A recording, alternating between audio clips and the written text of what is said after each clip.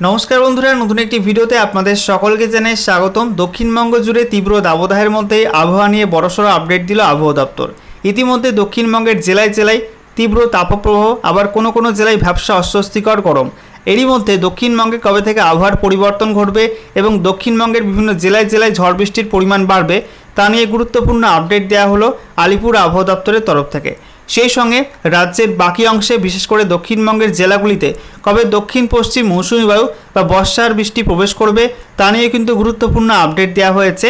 সমস্ত আপডেট আপনাদেরকে জানাবো আজকের এই ভিডিওটির মাধ্যমে। তো ভিডিওটি ভালো লেগে থাকলে এবং ইনফরমেটিভ বলে মনে হয়ে থাকলে অবশ্যই আপনারা একটি করে লাইক করে দেবেন। ভিডিওটি অবশ্যই প্রচুর শেয়ার করবেন। আর নতুন দর্শক হয়ে থাকলে লেটেস্ট ভিডিও আপডেট সবার প্রথমে পাওয়ার জন্য চ্যানেলটিকে সাবস্ক্রাইব করে নিয়ে পাশে থাকা বেল আইকনে ক্লিক করে অল নোটিফিকেশন অপশানটিকে অন করে রাখবেন। লেটেস্ট আপডেট আপনারা সবার প্রথমে পেয়ে যাবেন। তো প্রথমে আমরা দেখে নেব আবহাওয়া দপ্তর থেকে রাজ্যে বর্ষা প্রবেশ করা নিয়ে যে লেটেস্ট আপডেটটি দেওয়া হয়েছে এবং সেই সঙ্গে প্রাক বর্ষার বৃষ্টি নিয়ে, অর্থাৎ কবে থেকে দক্ষিণবঙ্গের জেলায় জেলায় তাপপ্রবাহ কমবে এবং সেই সঙ্গে ঝড় বৃষ্টির মাত্রা বাড়বে তা নিয়ে যে লেটেস্ট আপডেটটি দেওয়া হয়েছে সেগুলো আমরা দেখে নেব। তো যেটা বলা হচ্ছে, আগামী শুক্রবারের পর দক্ষিণবঙ্গে আপাতত তাপপ্রবাহের কোনো সতর্কবার্তা দেয়নি আবহাওয়া দপ্তর। শনিবার থেকে দক্ষিণবঙ্গের সব জেলাতে ঝড় বৃষ্টির পূর্বাভাস দেওয়া হয়েছে। বলা হয়েছে শুক্রবারও কয়েকটি জেলায় তাপপ্রবাহের পাশাপাশি ঝড় বৃষ্টিও হতে পারে। উত্তরবঙ্গে বিশেষ করে হিমালয় লাগোয়া 5 জেলায় আগামী শনিবার পর্যন্ত ভারী থেকে অতি ভারী বৃষ্টি হবে। আজ বৃহস্পতিবার আলিপুরদুয়ার, জলপাইগুড়ি ও কোচবিহার জেলায় অতিবৃষ্টির লাল সতর্কতা জারি করা হয়েছে। কেন্দ্রীয় আবহাওয়া দপ্তর বুধবারও দক্ষিণবঙ্গে বর্ষা আসার ব্যাপারে কোনো পূর্বাভাস দেয়নি। তবে বঙ্গোপসাগরের ওপর মৌসুমি অক্ষরেখা ফের সক্রিয় হতে চলেছে বলে জানানো হয়েছে।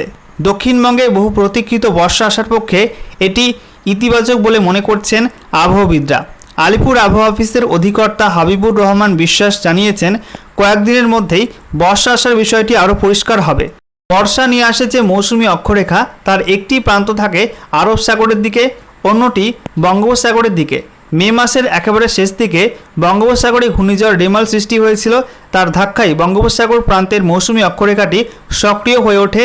উত্তর পূর্ব ভারত হয়ে 31শে মে উত্তরবঙ্গের বেশিরভাগ অংশে বর্ষা প্রবেশ করেছে। তারপর থেকে এ রাজ্যে বর্ষার অগ্রগতি হয়নি। এরপর থেকে বঙ্গোপসাগরের তুলনায় আরব সাগরের ওপর মৌসুমি অক্ষরেখা বেশি সক্রিয় ছিল। আবহাওয়াবিদরা বলছেন, এর জেরে কেরল, তামিলনাড়ু, কর্ণাটক, মহারাষ্ট্র ও গোয়া হয়ে গুজরাতের একাংশে বর্ষা ঢুকে পড়েছে। তেলেঙ্গানায় পুরোপুরি এবং সেই সঙ্গে উপকূলীয় অন্ধ্রের বেশিরভাগ এলাকা, এছাড়া ছত্তিশগড়ের দক্ষিণাঞ্চল এবং সেই সঙ্গে সংলগ্ন উড়িষ্যার কিছু অংশে বর্ষা প্রবেশ করেছে। কেন্দ্রীয় আবহাওয়া দপ্তর বুধবার জানিয়েছে, বর্ষা আগামী 3-4 দিনের মধ্যেই উপকূলীয় অন্ধ্রপ্রদেশের বাকি অংশে এবং ওড়িশা ও উত্তর পশ্চিম বঙ্গোপসাগরের একাংশের দিকে এগিয়ে যাবে। এই গতি প্রকৃতি দক্ষিণবঙ্গে বর্ষা প্রবেশের ইঙ্গিত দিচ্ছে, কিন্তু তার জন্য আরও কতদিন সময় লাগবে সে ব্যাপারে নিশ্চিত নয় আবহাওয়াবিদরা। মৌসুমি অক্ষরেখার একটি প্রান্তের তুলনামূলক কম সক্রিয়তা স্বাভাবিক বলেই ধরা হচ্ছে। গত বছর দক্ষিণবঙ্গে বেশ দেরিতেই 21শে জুন বর্ষার প্রবেশ ঘটে। শুক্রবারের পর বজ্রগর্ভ মেঘ থেকে ঝড় বৃষ্টির মাত্রা বাড়লে প্রাক বর্ষার পরিস্থিতি তৈরি হতে পারে দক্ষিণবঙ্গে। এতে গরমের তীব্রতা কমবে। এই কারণে শুক্রবারের পর দক্ষিণবঙ্গের কোথাও তাপপ্রবাহের সতর্কতা জারি করা হয়নি। গত কয়েকদিন ধরে দক্ষিণবঙ্গে বিক্ষিপ্তভাবে ঝড় বৃষ্টি হচ্ছে।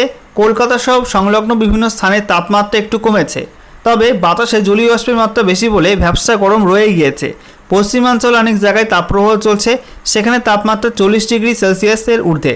অন্যদিকে মৌসুমি বায়ু সক্রিয় থাকায় ও বঙ্গোপসাগর থেকে প্রচুর পরিমাণে জলীয় বাষ্প প্রবেশের কারণে উত্তরবঙ্গের হিমালয় সংলগ্ন জেলাগুলিতে বেশি বৃষ্টি হচ্ছে। এবারে দেখে নেওয়া যাক কেন্দ্রীয় আবহাওয়া দপ্তর বা মৌসুম ভবনের তরফ থেকে বর্ষা প্রবেশ করা নিয়ে যে অফিসিয়াল নোটিফিকেশনটি প্রকাশ করা হয়ে থাকে এবং সেটা আপডেট করা হয় প্রত্যেক দিনই।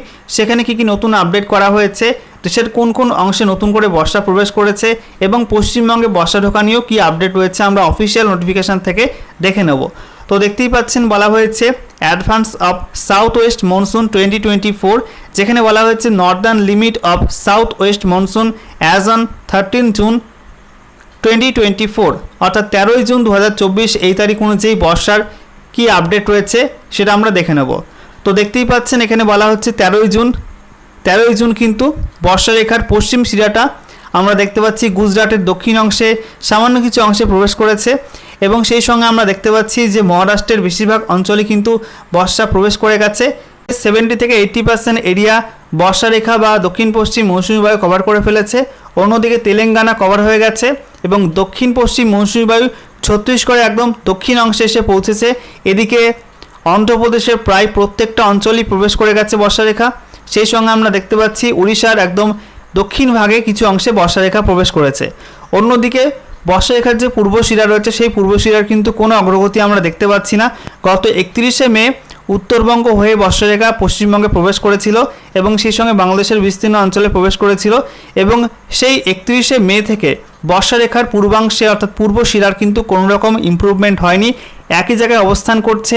অন্য কোনো অংশে কিন্তু বর্ষারেখার আমরা দেখতে পাচ্ছি না যে কোনো রকম ডেভেলপমেন্ট হয়েছে। তবে আশা করা হচ্ছে আগামী 3 থেকে 4 দিনের মধ্যে আরও কিছুটা অগ্রগতি হতে পারে। আমরা এই অন্ধ্রপ্রদেশ থেকে শুরু করে সেই সঙ্গে বাকি উড়িষ্যার জায়গায় এবং সেই সঙ্গে বঙ্গোপসাগরের কিছু অংশে বর্ষারেখা প্রবেশ করতে পারে, এমনটাই কিন্তু আপডেট দেওয়া হচ্ছে কেন্দ্রীয় আবহাওয়া দপ্তর থেকে।